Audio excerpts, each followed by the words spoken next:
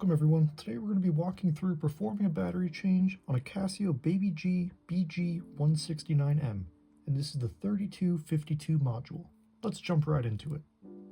To perform this battery change, we're going to need a small Phillips head screwdriver, a spring bar removal tool, ideally metal tweezers, but if you don't have metal tweezers, you can use a metal paper clip, and our replacement battery, which is a CR1616.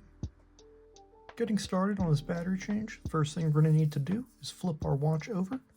We're going to need to remove our straps, that way we can remove our case back. So as we can see, our spring bars are tucked down in there, and our spring bars have little lips on them. Our spring bar removal tool has a V-shaped notch. We simply want to wrap that notch around the lips, pull down, and we can twist our strap out, and I always try to hold a finger there so that spring bar doesn't launch out on me. Then we'll remove the other side.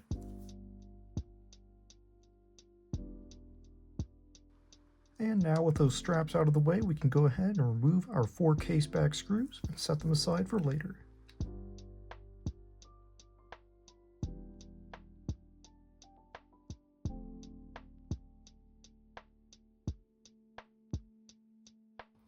Now with those screws out of the way, we can go ahead and lift our case back right off. And don't worry, sometimes the rubber gasket will come off stuck to the case back. We'll go through reinstalling that when we're reassembling the watch. And now that we're inside the watch, all we want to do now is lift out this plastic and rubber bumper layer, and usually they'll stick together, but if they come apart, again, we'll go through reinstalling that when we're reassembling. The next thing we're going to want to do is unlatch our battery housing so we can remove that old battery. So as we can see right here, there's a little metal tab, and this is what's holding our battery down. So we want to come right in the middle of that with our tweezers or that paper clip, pull out towards us, and that'll unlatch our battery housing like so. Then we can grab that old battery, take it out, and get rid of it. Now we're ready to come on in with our new battery. Again, this is a CR1616, and I always advise holding the batteries by the side if you're not wearing gloves or finger covers so you don't accidentally short them. We're simply going to drop the battery right in place of the old one, and then we can just press that latch down, and you'll usually feel it click right into place. So now our new battery is installed. Our next step is going to be to perform an AC reset. This is simply going to reset our module to factory defaults and clear any errors if there are any. This is where having those metal tweezers will come in handy, but if we're using a metal paper clip, you can simply bend it into an arch. We just want to have 2 metal points of contact. So I'm going to lift the watch up here.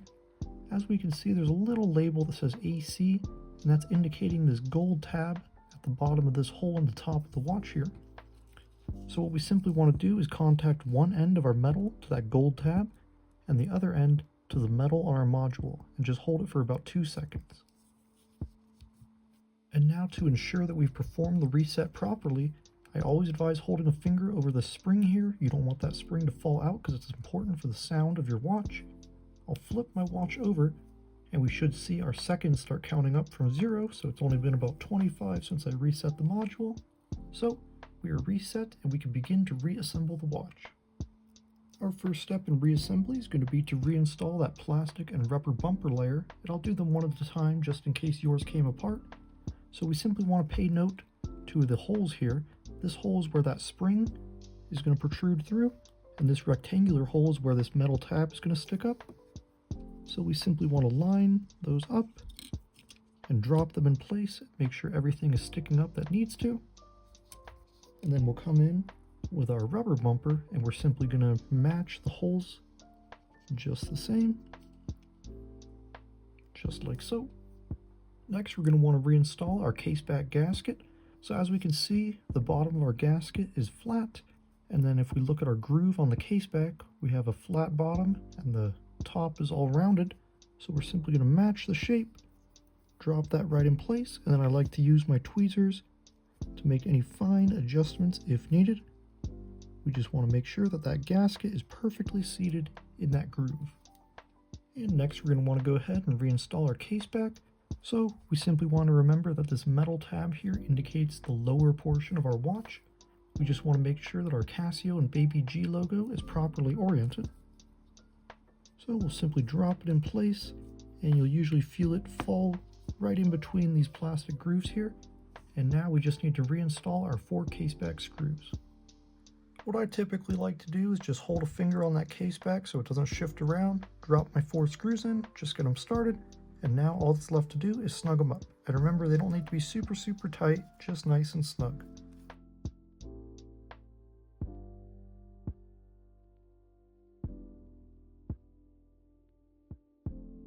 And our final step is going to be to reinstall our straps. So what I like to do is grab my strap, grab my spring bar, I'll thread the bar through, leave a little more sticking out on the left side, then I'll go ahead and grab my watch, and if we tilt it over, we can see the hole where that spring bar is going to sit. I like to just tilt it in, that way I get one side seated right off the bat.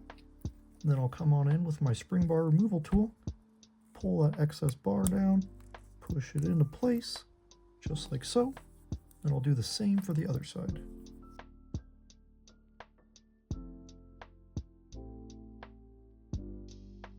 And that's all there is to it. As we can see, all of our modes cycle through, our beep is audible, and our backlight is working, though it may be a little challenging to see. So our watch is completely ready to wear again. Thank you guys so much for joining me in this battery changing tutorial. I really hope that everything was clear and helpful. If you have any questions for me, please be sure to leave them down below in the comments. And if you're interested in more tutorials and watch-related content, please do consider subscribing. I cover a wide range of G-Shock, Baby G, and Casio products, so stay tuned for more. Thanks, everyone.